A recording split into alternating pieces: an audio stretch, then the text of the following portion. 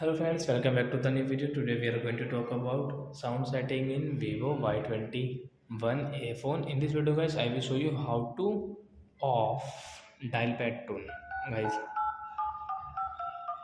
guys you want to off this dial pad tone in Vivo Y21 A phone. So guys you can off it. In this video guys, I will show you how to off. So guys, let's see how to off dial pad tone.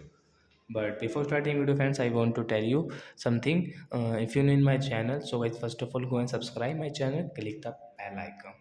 So guys now let's start video. And guys if you like my video, so guys please like it. Open your phone setting, guys click on sound setting,